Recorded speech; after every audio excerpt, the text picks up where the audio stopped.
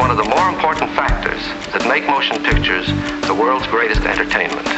And yet, few people outside the motion picture industry have a knowledge of the functions or possibilities of editing motion picture film. Movies were a new art form of the 20th century. The only new element of that art form was editing. Editing is a form of communication. The writer uses words, the director uses the camera, the editor uses the shot. To put those shots together, like a jigsaw puzzle, one needs some kind of mechanism. Experience clashing becomes an advocate for the audience clashing. Editing is influenced by all art forms. Photography existed before, acting, set design, dance, costumes, painting, music. But it was editing, the juxtaposition of the images, that was new to the art form. It's hard to see what editors are doing. As far as I'm concerned, editing is really where the filmmaking process hits the road. Еще недолго, и мы увидим победу коммунизма во всем мире. Мы увидим основание Всемирной Федеративной Республики Советов. It's so hard to define editing, it really is. You have to watch somebody do it, I think, to really fully understand. Editing is the construction of the story, is how to put the different elements together and tell the story in an effective way. Editing is showing the audience what they want to see when they want to see it. All motion pictures are based upon the foundation of juxtaposition of shots. In fact, a backwards look at the history of cinema is largely the history of editing.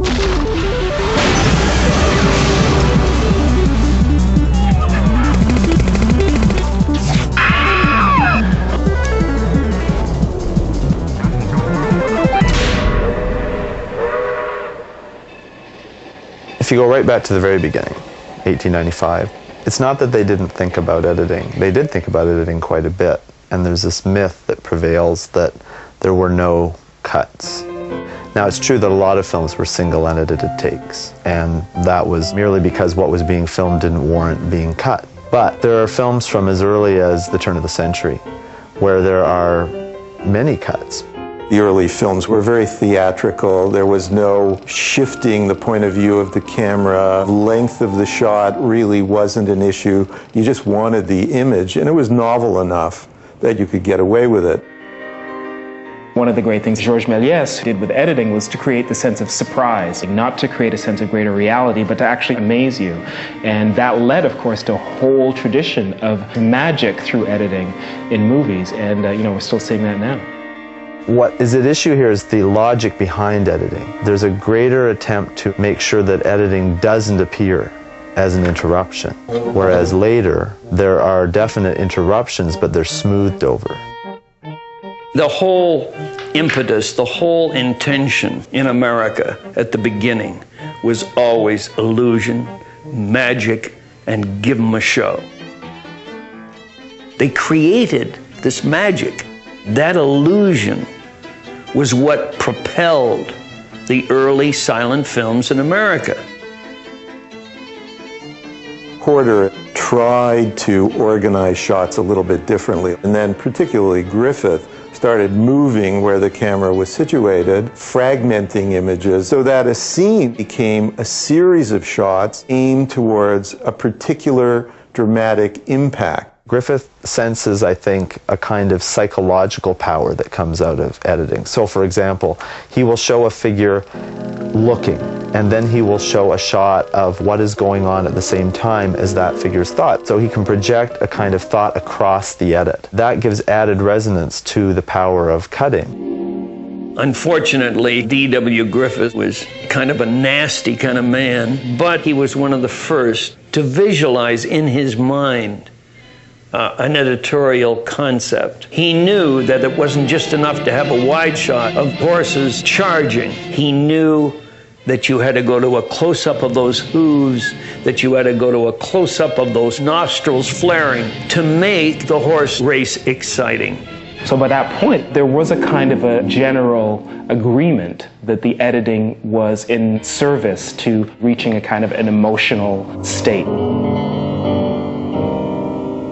And that was how things were for the longest time, and very clear codes were established. Editing develops then in certain patterns, and certain conventional Elements of language come into play. The 30-degree rule, the 180-degree rule, focal length, cut from long shot to mid shot to close-up, etc. All of those become conventionalized, and they therefore produce a kind of language of continuity editing or so-called invisible editing. The idea behind invisible editing is that the editing should, and by extension, the construction of the film should not draw attention to itself. From the American's perspective, it's very straightforward. You want audiences to get maximal enjoyment out of the story. Editing is essential for creating that enjoyment, but it's not essential that the audiences be aware that editing is essential for that enjoyment. Hence the term invisible editing. Cuts are necessary, but it's not necessary you notice them.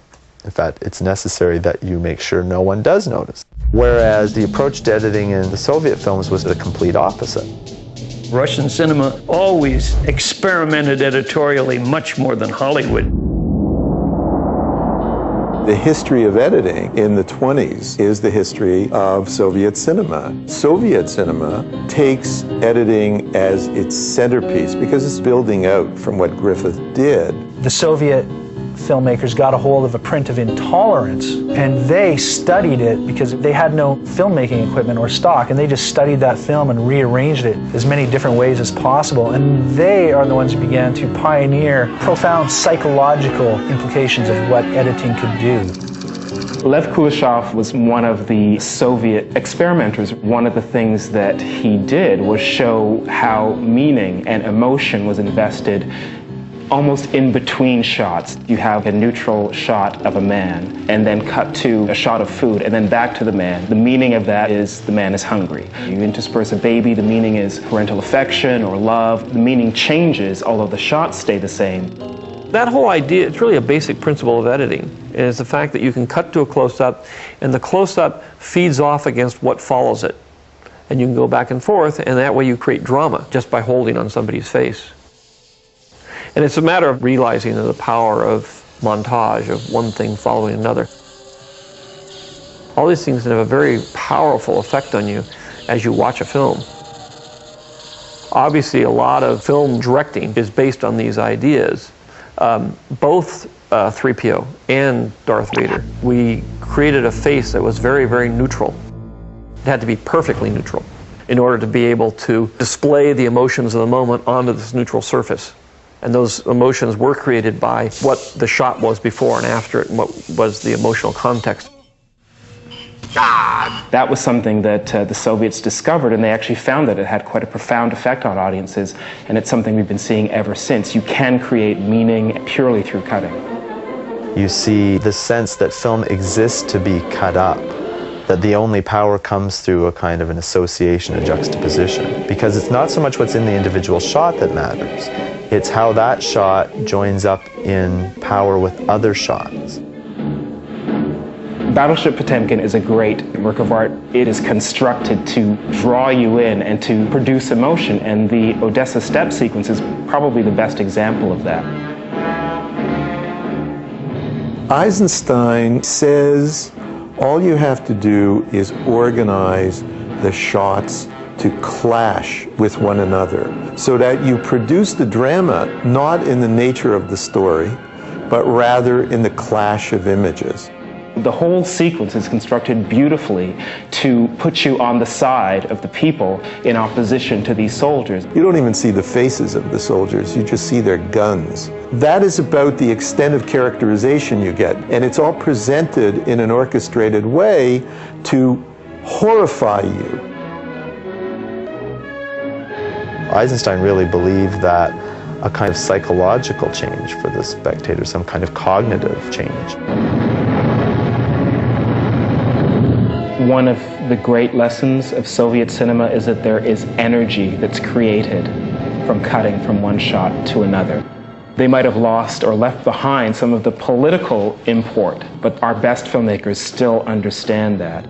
You can trace the influence of those images to the work of Sam Peckinpah. You can trace that editing style to the work of Oliver Stone. Those are filmmakers who were directly influenced by Sergei Eisenstein and by Soviet cinema. on Scorsese himself the impact of the Great Russian editing style of Eisenstein, and the others was enormous. In fact, we referred back, he had me look at clips of films for Gangs of New York. Scorsese wanted me to see if we could be influenced by things that Eisenstein had done. Prepare to receive the true Lord! It was for the battle sequence. The fact that he wanted that jagged kind of extremely dramatic, non-linear editing was what was in my mind. What was largely gleaned and taken from the Soviet filmmakers was what could be used to create the emotional shocks in an audience, very much in keeping with increasing excitement and thereby illusion. What is the greatest example in American cinema of a director borrowing from Eisenstein's montage?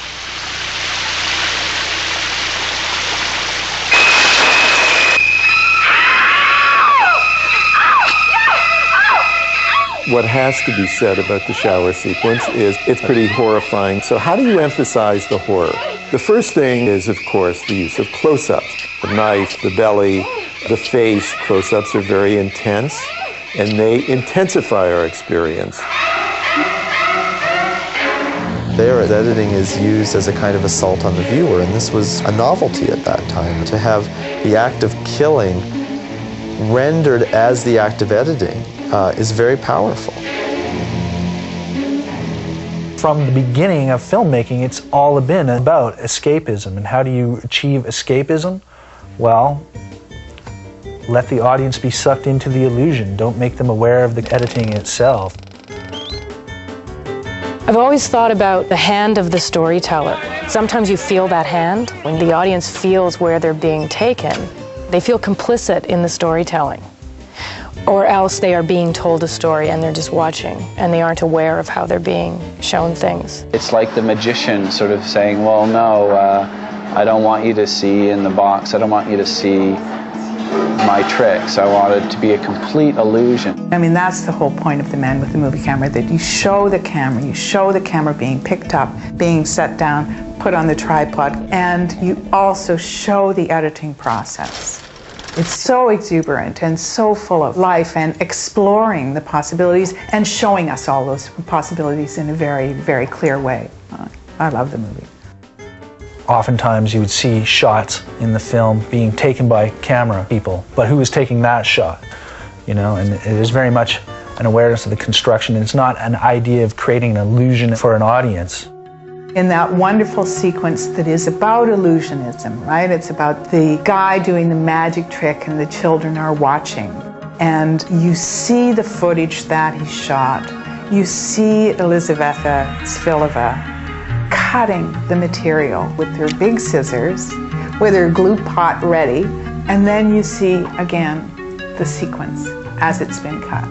So the question of the possible illusionism of editing inserted into that sequence in which the illusion of magic is being performed for the children and their gazes of wonder. It's a wonderful trope.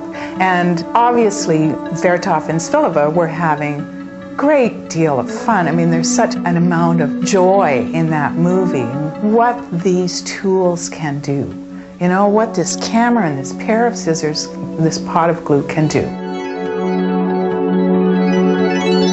Vertov wanted the viewer to understand the film as a constructed entity because he believed that the process of editing should be exposed just like every other process. Just as you should know how a loaf of bread comes to be a loaf of bread, you should know how film comes to be a film.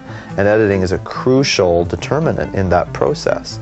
Americans are the complete opposite. They are trying to cover over the ways by which a film gets made into a film so that the audience isn't paying attention to that. What you have to ask yourself is, why would that be desired? Why is this ideal of invisible editing desired? So when you start asking yourself that, then the ideological implications of that type of editing and that filmmaking start to make themselves apparent. So inform the American government that American lives are in danger. I guess, yes, editing does reflect an ideology, but I would place it in a less sort of political ideology and say that it comes out of the purpose of the film. Perhaps invisible editing is editing that serves the drama. And cut. That's a cut. If you make the audience become aware of the process, you are separating them one step away from pure reaction to the work. Things that are process-oriented run the risk of taking you out of that dream state for a moment. Does that mean that people are going to start to be suspicious of the story they're being told because they know it was a film and, it brings attention to the process? Watch a film like Sherlock Jr. by Keaton. The whole story has to do with disorientation, and one of the things that he does is his character enters a movie and it's a series of events where the editing almost keeps going ahead of him. Keaton's playing with this notion that his character isn't part of the film world logic, and he draws our attention to the way that logic works by making himself obstinately unresponsive to the way editing functions. So by that point, and it wasn't that long into the development of cinema, Keaton already understood what a kind of a jarring thing it was to cut from one shot to another, and he could make jokes about it, he could play with it. Of course, what editing can do is transform time and space in the blink of an eye. And so it's a particularly reflexive moment, and it's no surprise that that film was highly regarded not just by the Americans, but by, for example, many of the Soviets, because they saw it as a comically self-conscious moment in cinema. You are now listening to a talking moving picture whose synchronism is not only perfect, but foolproof. When sound came in, it changed everything because the editors hadn't given much thought to sound. They were totally concentrating on the cinematic aspect, on the visual aspect of filmmaking. The kind of wonderful montage effects that were achieved by people like Ziga Vertov and Pudovkin and Eisenstein and Abel Gance in France, those incredible experiments and achievements in editing really disappeared.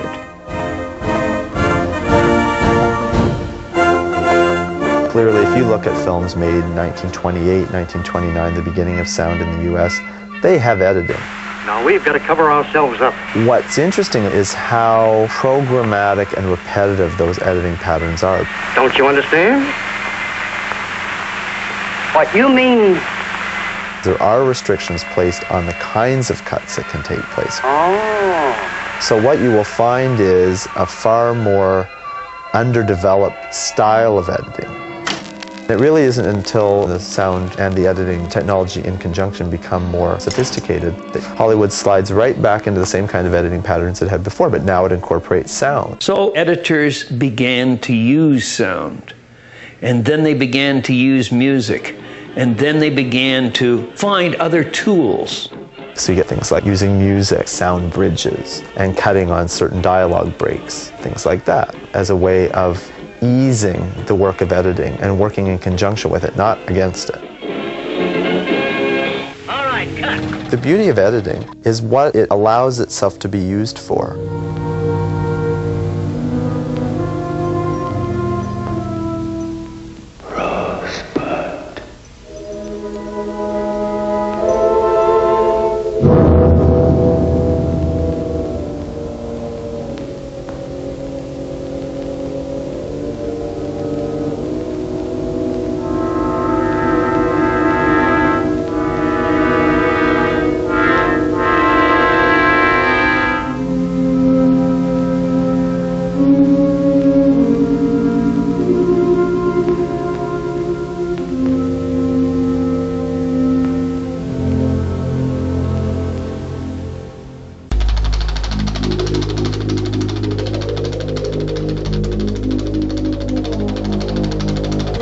One of the words of advice I got from a producer once was, he said, it's very simple.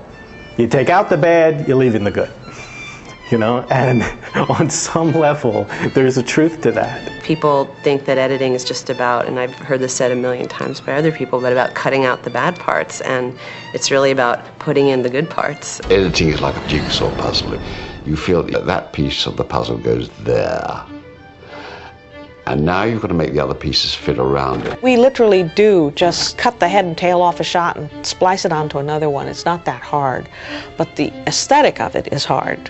When you look at classical linear storytelling, like Griffith, like Hollywood, there are a variety of narrative devices that filmmakers use all the time to get us involved. The editing process then orchestrates the feelings. The example I think that does work in The English Patient is the scene in the sandstorm.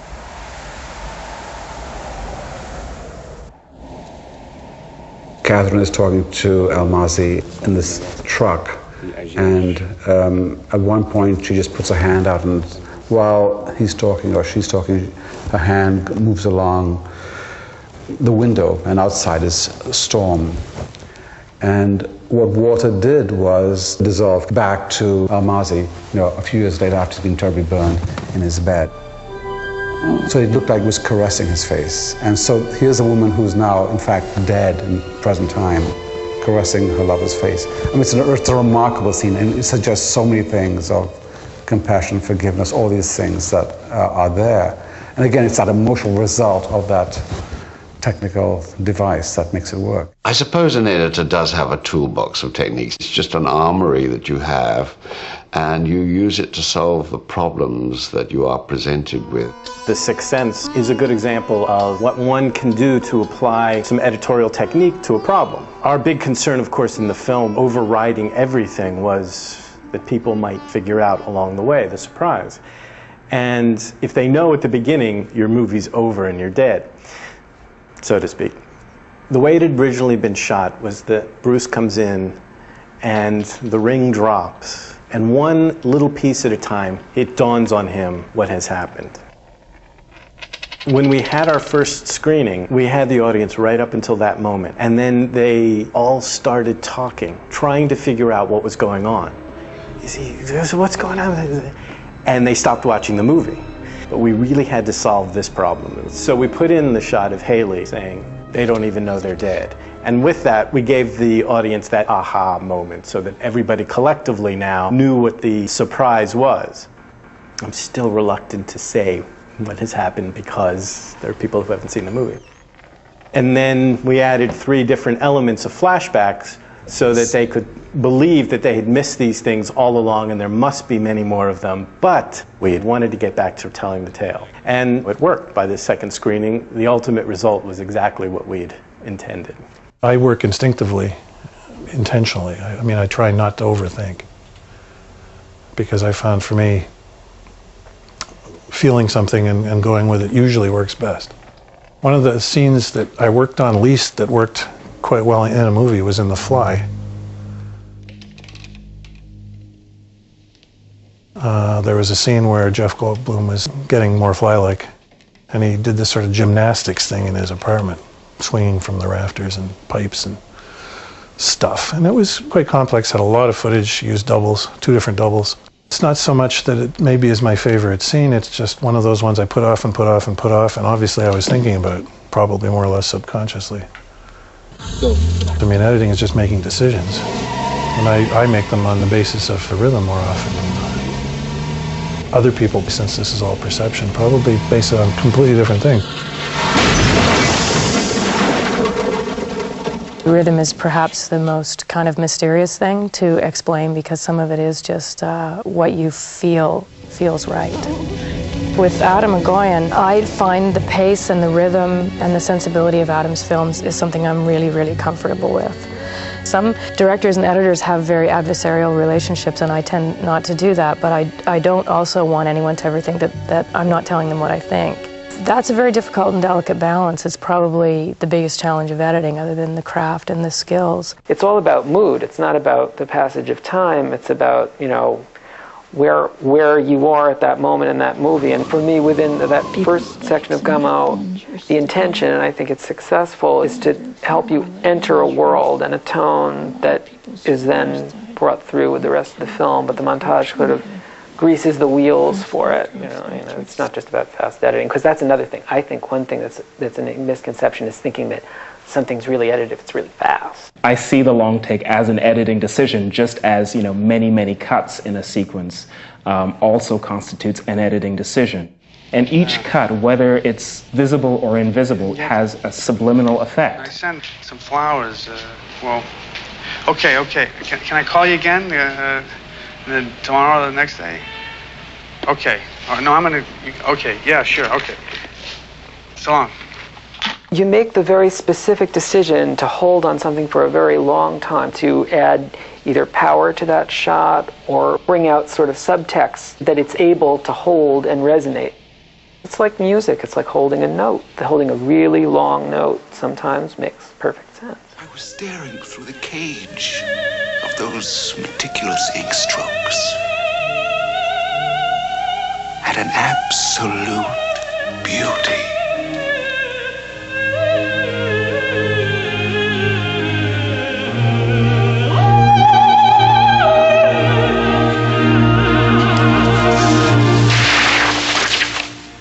Editing is the skillful art of controlling what is seen and not seen. You can shift and change the sense of tone, change the sense of time by the particular combinations of shots. It's difficult to theorize about this subject. Perhaps it can best be explained by illustration. Shot order, the organization of shots. Combination of the shots proves power with editing.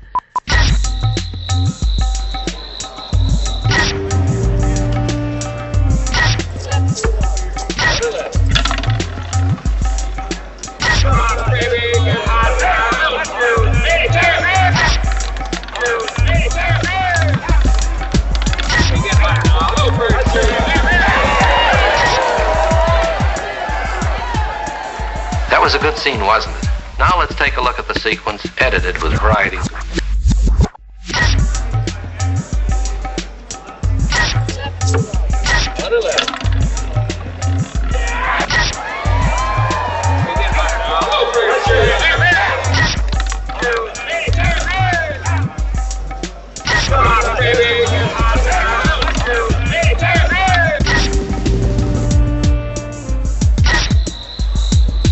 Yes, that's where the editor comes in. Given the proper film, he can enhance a scene like this a great deal. Even as cinema has evolved over time and audiences have become used to different editing styles, that evolution has happened in different ways and in different places. The evolution is happening not just in time, but geographically or culturally as well.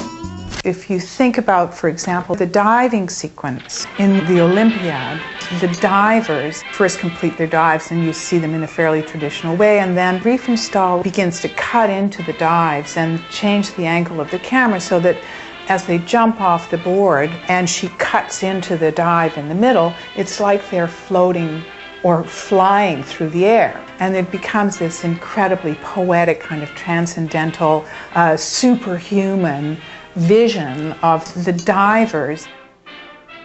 Another thread in the history of editing is experimental film. And when there was innovation in those areas, it bled over into commercial filmmaking. So much innovation in what you could get away with came from editing experimental film. Underground filmmakers were very popular here in San Francisco. So I saw a lot of sort of abstract film and a lot of non-narrative type of film. The real focus was on the language of cinema and telling stories through motion. I've always focused on that, and I move very much in that direction. So I came out of a very aesthetic-oriented style of editing, that's pure editing. When you talk about editing, you're touching upon so many different styles, and Maya Deren belongs to this category of experimental cinema that I love. You tend to remember her films as not really any continuity in it, but if you look at it again through the different shots, there's a lot of continuity. But it's a completely different ballgame, really. It's a completely different way of editing. It's not just editing, that's really writing. That is really, that belongs to that whole surrealistic movement. Is not so much disjunctive as it is editing with another agenda.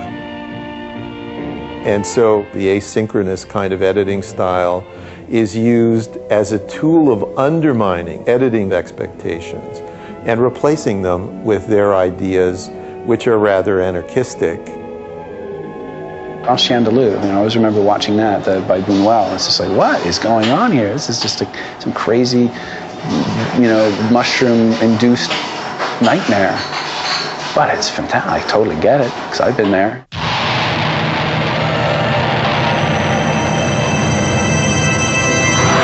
What the hell?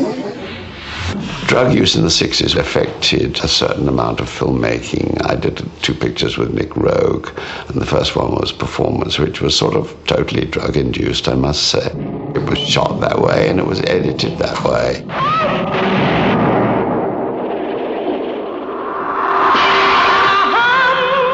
In the 60s, some films in America were also affected by the revolution that was happening in the streets. Cities were being burned down, people were protesting. It was during these turbulent times that people started to experiment. They were affected by Europe, of course.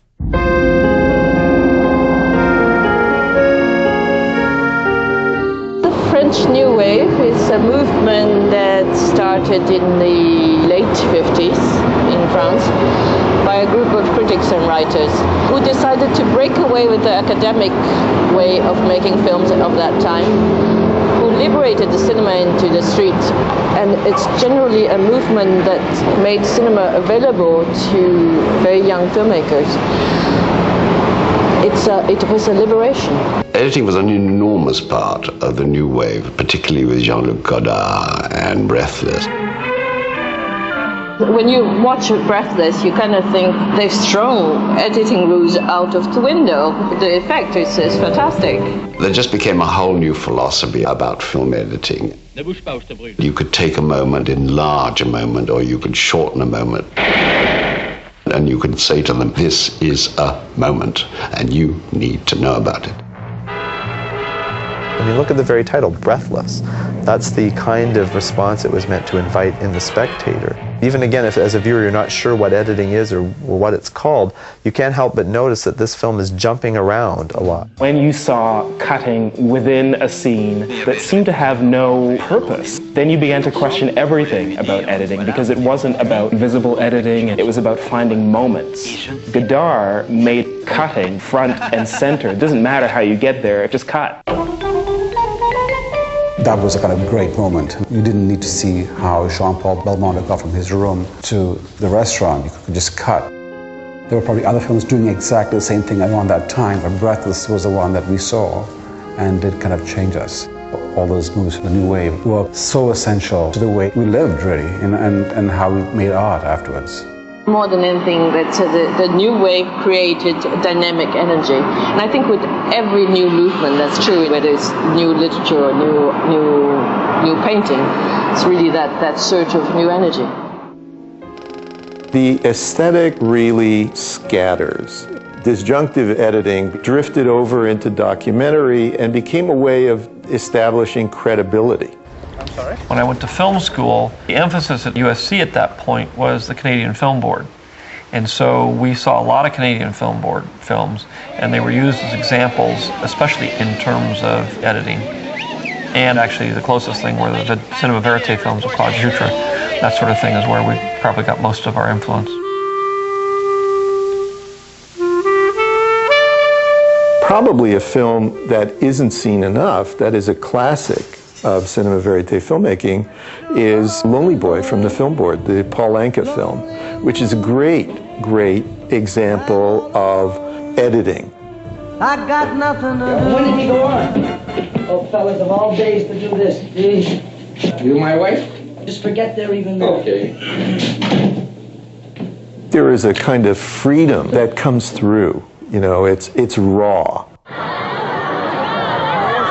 The special material thing, if I see the girls won't keep quiet, we'll cut it. Both the French New Wave and Cinema Verite were about trying to capture something that was more immediate, more real, and using the technology to do that. Both the Verite filmmakers and the New Wave filmmakers were trying to present their audiences with something that looked and felt and sounded like it was life. So suddenly there's a freshness, and there's a kind of zing, and there's a kind of language, and there's a kind of you know, like this is kind of cool.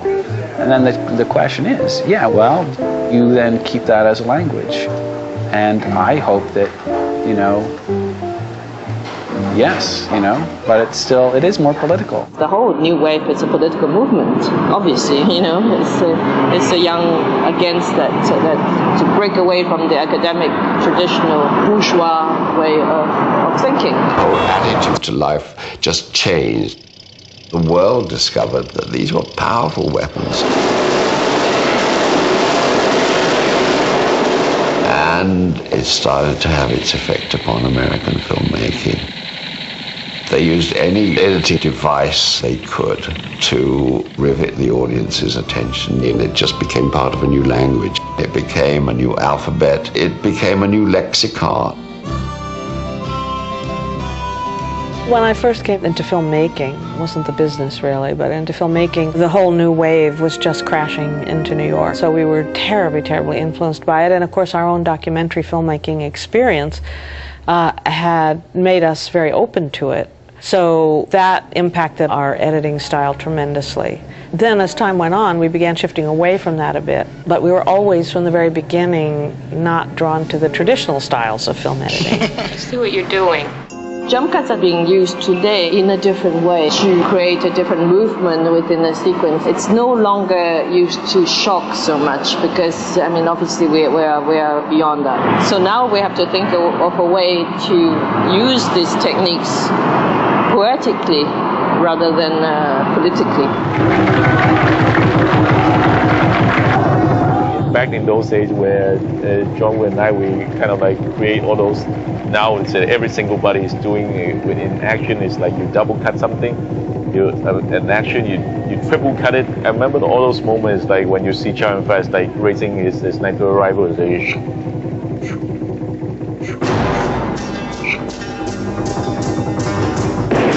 right? And those times you can extend or enhance those beautiful moments by like stretching it up. In Jesus Christ Superstar, we were interpreting music, and we needed to make the crucifixion scene much more of an operatic moment. If you really, really want to emphasize something, then you repeat it. And in this case, I just used each of the 3 cameras that Norman used to show the erection of the cross in its place. And I just cut it to the music. And Norman saw it and was not expecting it and liked it a lot. And that's, you know, just a part of film editing where you make something happen and it makes something that people remember. Now somebody told me, they said, you invented the power cut. I said, I don't even know what that is. I guess they're referring to shots on Raging Bull.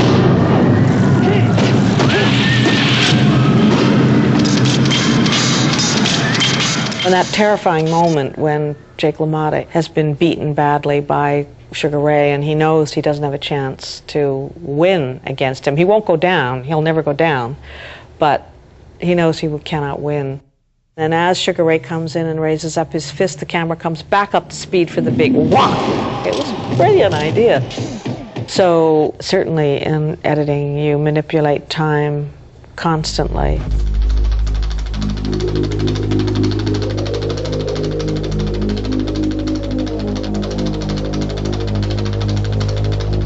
It's pretty clear that Quentin Tarantino watched a lot of Jean-Luc Godard. How did you get out? I shot my way out. Everybody started shooting, so I blasted my way out of there. In Reservoir Dogs and in Pulp Fiction, Tarantino recombines the narrative in a way that is really exciting, but is not at all conventional. Tarantino wanted to render you a little disoriented in time and then pull you back. That's one of the great pleasures of narrative, actually, is being thrown into the void and then pulled back up again. So, you know, mixing up the narrative style, mixing up linearity can do that. That can be a great pleasure. Sometimes it's challenged. Sometimes it's just, that's the best way to tell the story, because even though chronologically they've abandoned a linear structure, there's an emotional line that makes sense, and that's what the filmmaker thinks is the most important. And impressionistic and really something that evokes the way people remember. Stuff flashes back to you in waves and obviously not necessarily in a linear order. When you're talking to somebody, but you're actually, your mind is drifting and you're remembering something else. And I just think and hope that this editing style evokes that sensation. Although the script was meant to be linear, after a screening we had about 3 weeks into the director's cut, Steven decided to rework the film So Stephen really was the architect of this structure, and then we just set about doing it. And there were definitely several films that were models once we started the restructuring of the editing room. Most notably the films of Alain Resnais, especially Hiroshima Mon Amour, and last year at Marienbad, for the dreamlike nostalgic qualities that we wanted the film to have. The other significant change in movies had to do with a cultural change. I think it had to do with what we call postmodernism. It had to do with pulling different elements from the past, from books, from art, from pop culture, from comic books, from other movies you've seen, and mixing them up into a stew. Filmmakers seem to be able to choose from all of the techniques that have existed in the entire history of cinema. Some of the other films we looked at besides Alain Resnais's films were The French Connection and Point Blank, and just really anything with sort of that jagged 70s style.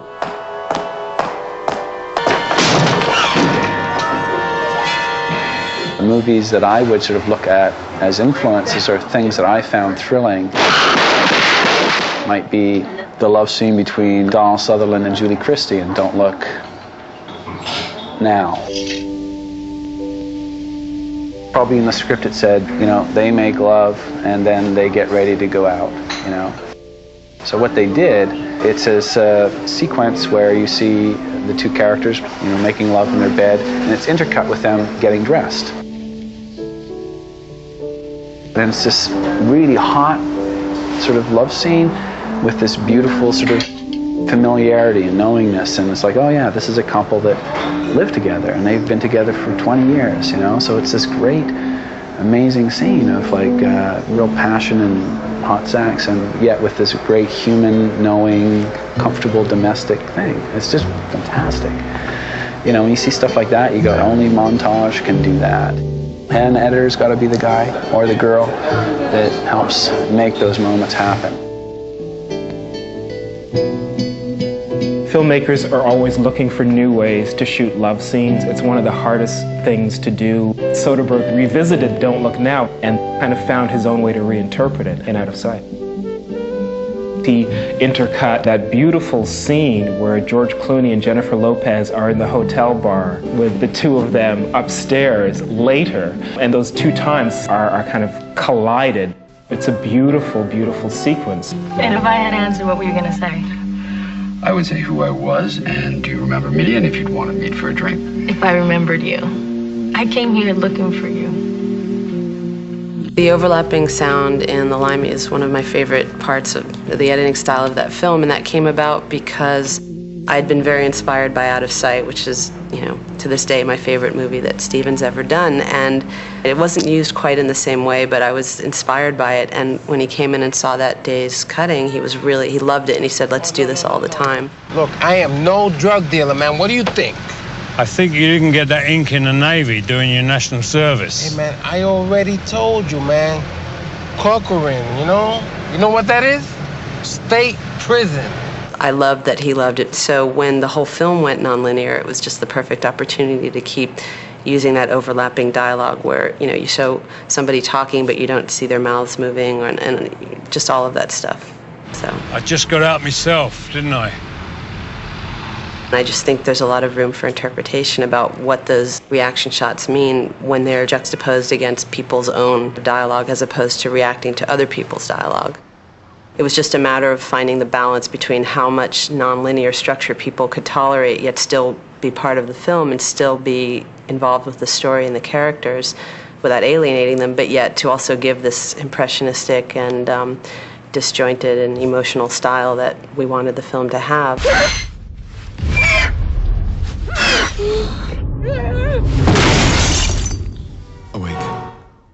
Memento is interesting because it employs both continuity editing and disorienting editing. And the disorienting editing is part of the narrative. Just telling that story in forward chronology would not be the same story. Therefore, the editing puts you in the same state of mind that Leonard, the main character, is in. You can feel these extreme moments, even if you don't want to.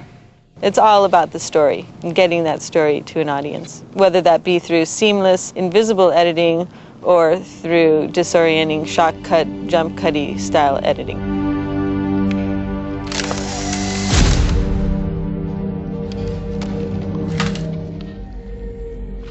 The opening of the film was clearly mapped out beforehand. When they shot that, they shot it with the camera loaded backwards, so that we were able to use the original camera negative also for all of those shots. And that was, again, part of the design, that it would be disorienting. Audiences at large can connect the dots, and they're not as disoriented as they might have been even just 5 years ago or 10 years ago as a result of that. And I think that that's interrelated with the MTV thing. A lot of us as 60s editors sort of say to ourselves, you know, we are responsible for what MTV is doing to movies because we showed them the way. In the 60s, the developments in advertising around the commercial suggested that pace change. A watershed film is really the Beatles film, Hard Day's Night. From that point on, films become faster. What we had done was shown that fast cutting could be used in commercial movies. But as I've said before, there's nothing new under the sun. It probably would have been invented by the kids anyway.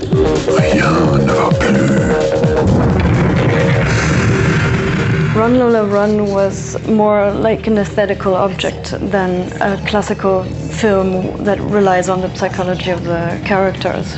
Editing is supposed to serve the story, and in the case of Run Lola Run, you could have the feeling that it's the opposite, that the editing is the forefront element of everything. But I think that in all cases, the editing not only serves the story, but makes it.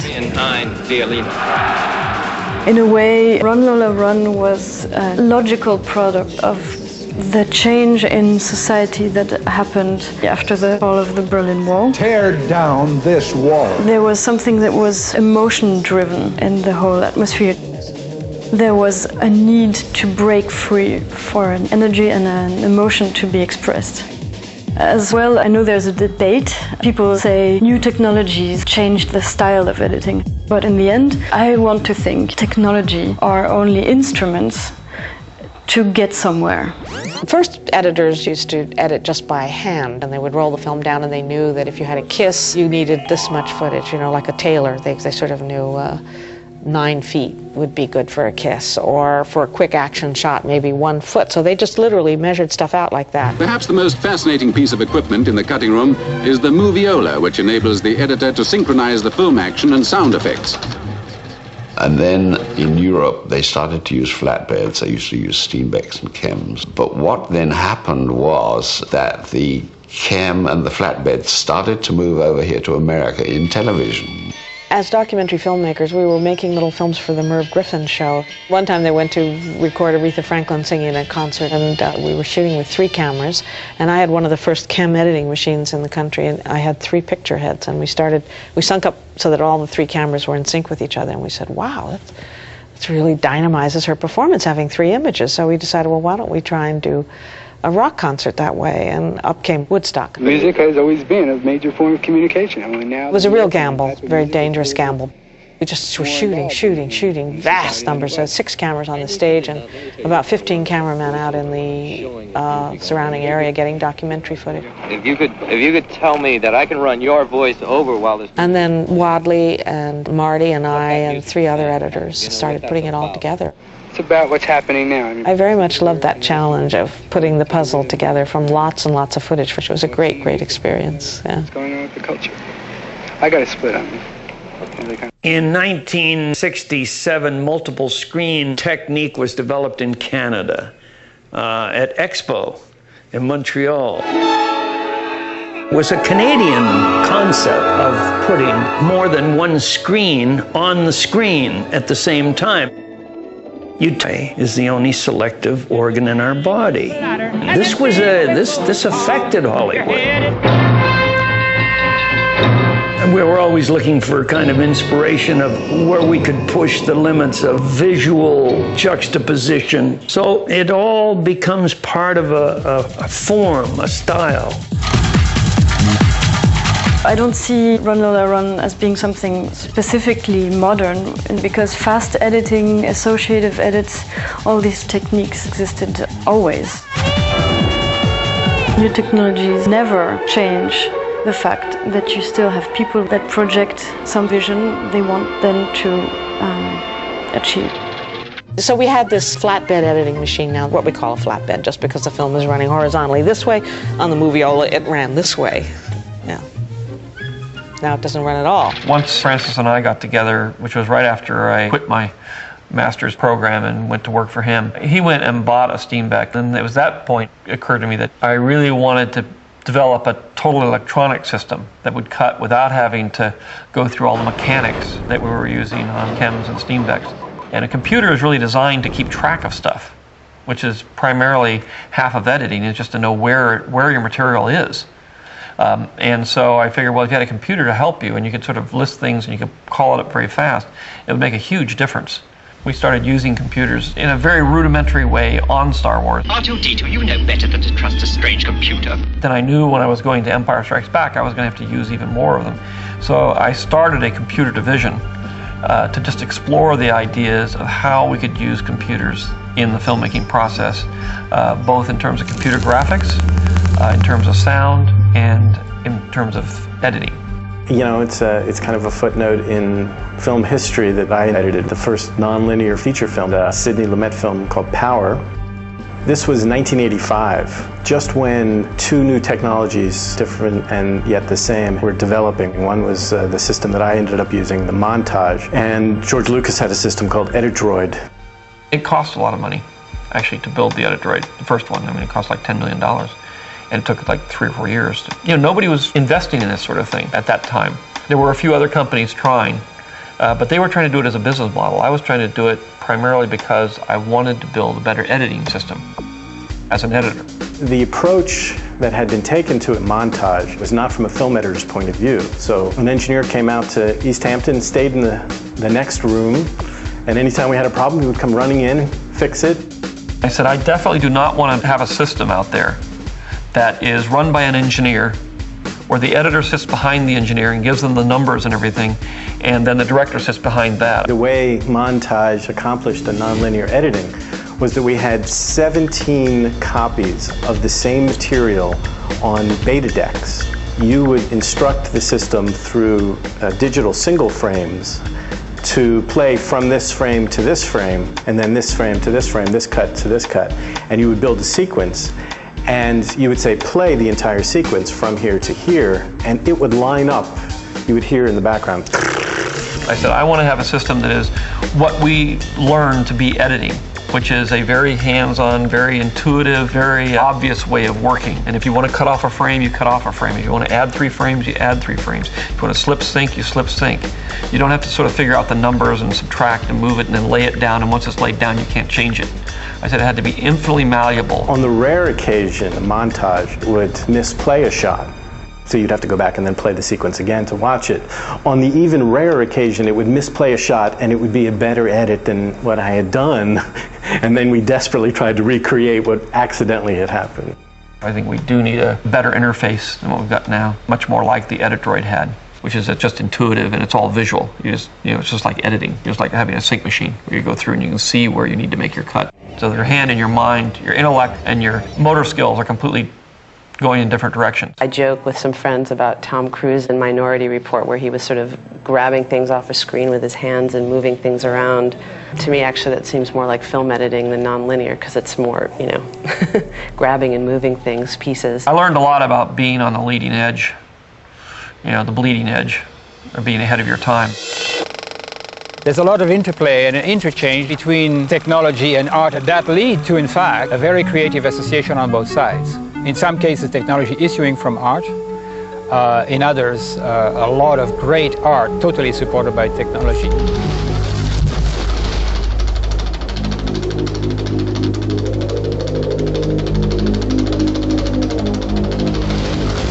Does digital editing, nonlinear editing, change the art? Absolutely. Throughout history, technology has impacted the art, and you adapt to it. Will films be different because of it? No doubt.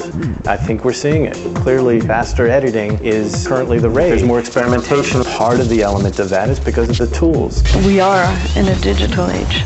The computer is like a mirror of the mind. Certainly, the digital age has shaped our perception of things in a broader sense. But in the end, as an editor, you just don't care about that. A film is just a film. If the editing is very visible and fast-paced, it's there because it makes you feel something. It takes you by the hand and makes you run with a character. The digital revolution had a very concrete effect on films. One of the things you began to see was much faster cutting, more shots being used, first of all, and a greater kind of just freedom with just throwing more shots at the audience. Filmmakers and editors began to take more liberties because they could. So the technology actually created a change in cinema. In general, I would say that art has been attempting to push the limits of the technology, usually to express the human dimension of the technology. I mean, certainly the technology has an influence, but it may have more to do with the groups to which the technology is accessible and their aesthetic and their interests. They're similar to the kind of motivation of the cinema verite movement in the 60s, which was interested in carving out an alternative form of editing, alternative to Hollywood cinema. People are talking a lot about digital revolution today. And in fact, if the French New Wave filmmakers were starting today, they would scrap the DV camera. And the whole dogma movement, of course, is also very much a grandson of the French New Wave. The biggest single connection between the French New Wave and Dogma 95 is this kind of manifesto element to it. And the prime aspect of each manifesto, of each movement, is that the technology shall be used to liberate cinema. Because of digital technology, we can make editing almost as fluid as thought. There's very much, even in the editor's job, that is affected by the fluidity of access to all the new buttons that he or she can push. Again, the Limey is a great example of that. Just the speed with which we had to do different structures and trial and error of just individual shots just to see if it would work. So I think you can use your editing equipment to inspire your style slightly, or you can execute your own ideas of what you would like the style to be. The other shift, of course, is the special effects shift, the shift to post-production. If you take the departure point as Star Wars, that's had a big influence on editing because you basically have to incorporate the special effects in your story. The kind of movies I make, 3D editing. I move everything around. I make all kinds of transitions and changes. So with this kind of technology and with a little previs department that will do computer animated Videomatics and that sort of thing, I can just completely sort of rewrite as I'm editing. And I've always worked as my own writer, my own director, and my own editor. So when I sit down, I don't just cut a movie. I actually rewrite it, I redirect it. Now, using digital technology, you really are creating the reality in the editing room, and I'm sort of used to doing that, and I think that has carried through my entire career.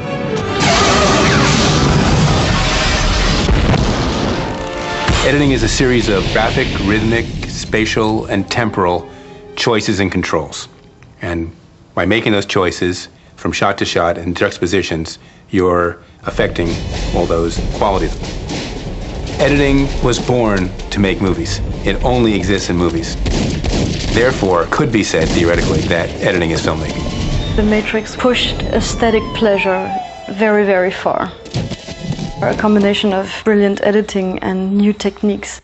They used the effects, everything they could do at the most advanced level to create a very striking story and very, very striking imagery and situations. That's just very, very beautiful editing. You're putting the audience in the scene. You're anticipating what the audience wants to see, so you're smoothly pulling them around through a tunnel of vision. And what technology allows you to do is collaborate more. And once you capture the image in the computer, it's infinitely malleable. When the Wachowski brothers use what they call bullet time, the lines between what's cinematography, what is editing, and what's computer-generated graphics have begun to really blur. What the effect is for the audience is that there is a new way of seeing time, seeing actors moving in time, and time can now be manipulated not just by slowing it down or speeding it up, but can actually be done by doing both at the same time. Manipulating time, making it plastic, demonstrating that plasticity has been a concern of all 20th century art forms. Interestingly, film, I think, is inherently the one that's best suited to do that. What we did in the freeway chase is an example of that. We have something like 600 cuts in 15 minutes. The fact that I can do it so quickly makes me want to try it. In fact, I think to a certain extent the challenge is to realize when you shouldn't do something, simply because you can do it. Because movies are so handcrafted, it's very difficult to predict where technology is going to show up. This is Zion Control. But I think you can be pretty sure it'll show up as a positive thing. Roger that, Control.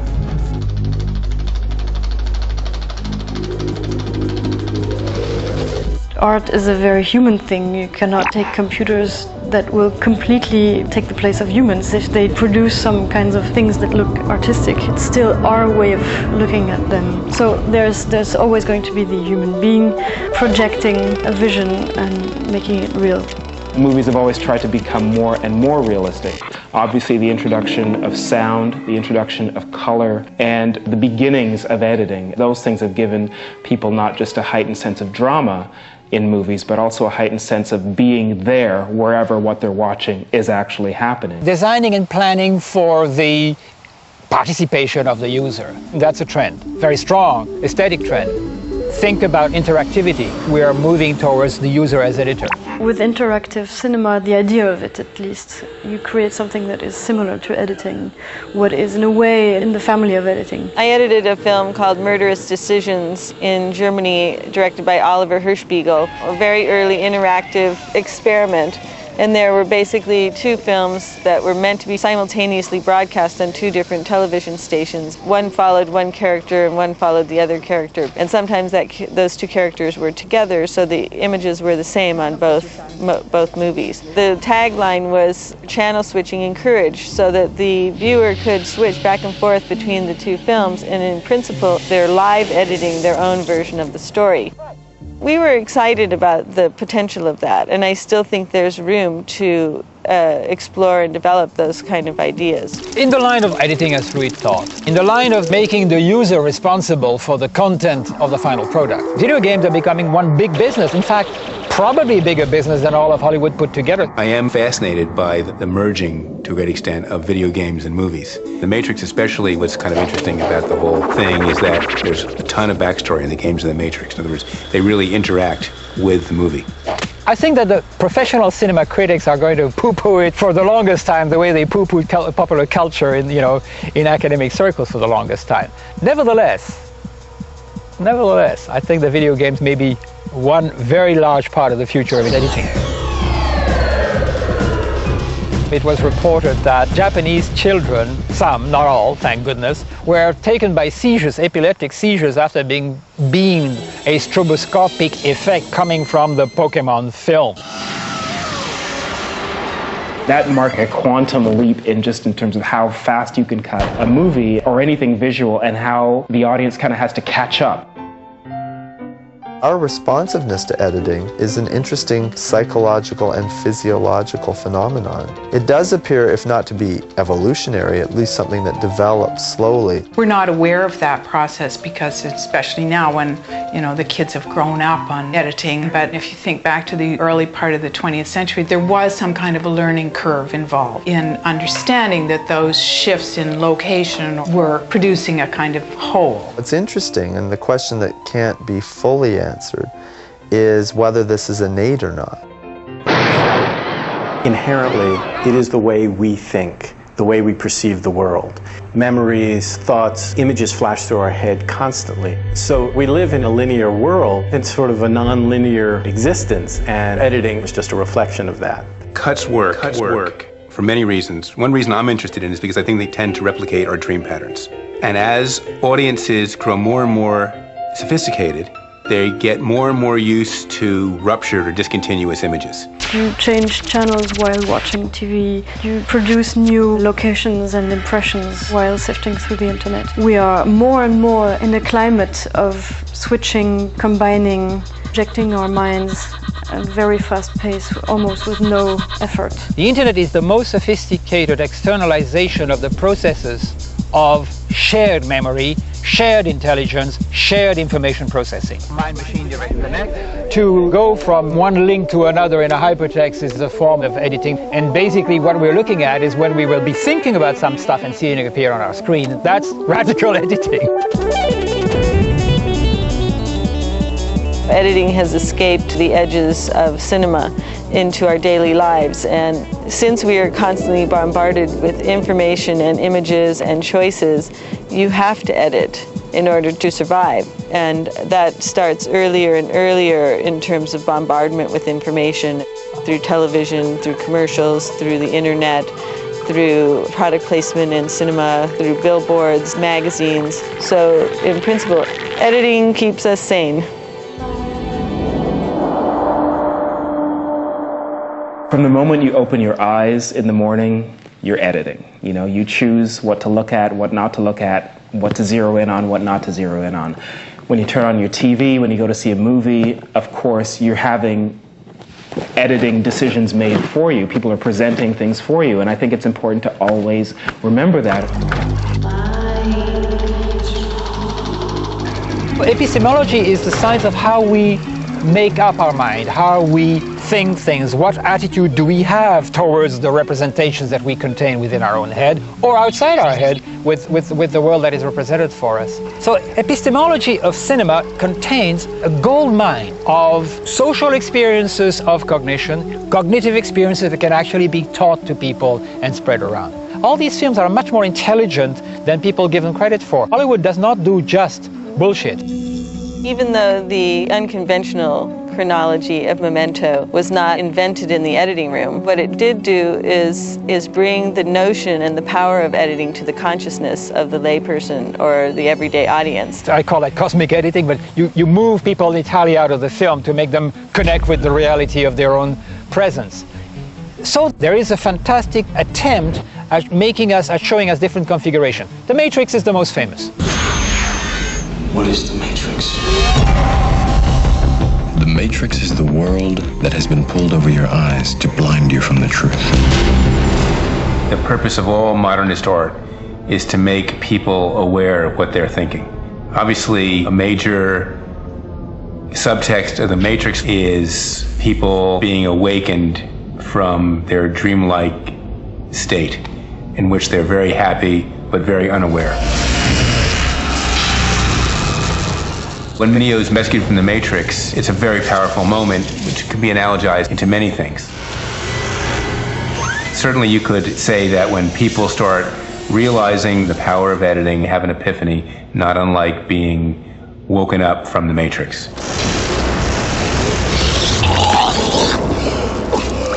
The bigger issue is that there's so much information coming into us all the time. So we begin to distrust the method. And I think one of the big problems that we have now is how devious can you be in your propaganda, which is what editing is in some strange way. As an editor, you decide the meaning that the spectator is going to get from the combination of pictures and sounds you give. But to call that truth is already immediately a question of philosophical dimension, because what is truth? How do you tell it? Is there all these things? Coalition troops push deeper into Iraq. They say they're now half. There is that example from the Iraq War where we saw on our televisions an image of a statue being toppled in a square in Baghdad. It looks like there's a big crowd there and there's this very intense, emotional, euphoric thing happening as Iraqi people are toppling this hated leader.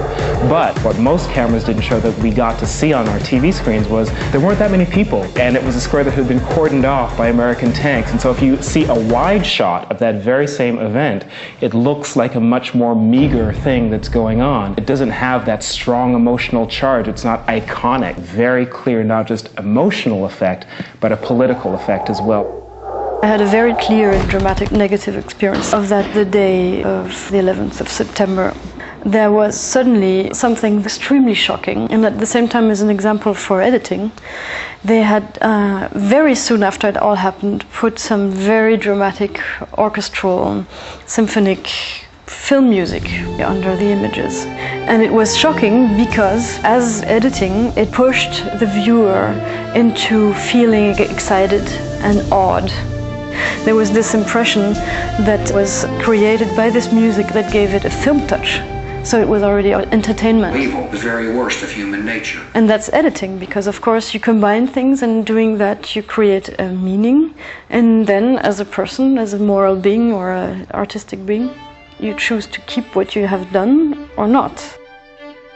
And this is what has been going on since the time of D.W. Griffith. An illusion is often what is presented to an audience. And if an audience is conditioned to accept that illusion, then you can tell an audience what you want to tell them with social, political, moral, and philosophical implications. This goes back to the Russian example and the New Wave example. Both were interested in making films which declared their status as films to the viewer. So what better way than to use editing, which just drew attention to itself so obviously? You got to remember, this is all a psychological thing that's going on here. It's a show. Give 'em the old razzle-dazzle, razzle-dazzle them. The film has never been a film until it's edited. And that's so important you almost don't see it. Good editing is editing that is true to the vision of the director, editing that is trying to help get up on the screen what he wanted in his heart. The ideal editing is editing that brings the very best out of the actors and is the most precise and clear way of telling the story. Mature editing is understanding how the big picture is more important than the individual edit. Great editing can help people look at each other after a screening with a little more understanding, and I'm happy that I was a part of that weapon. Good editing is where you are deeply moved by what you're seeing, but you're not fully aware of how it was done to you. Good editing isn't meant to be either invisible or disjunctive, but to mask the difference between the invisible and the disjunctive. Welcome to the real world. Good editing makes movies more enjoyable for you.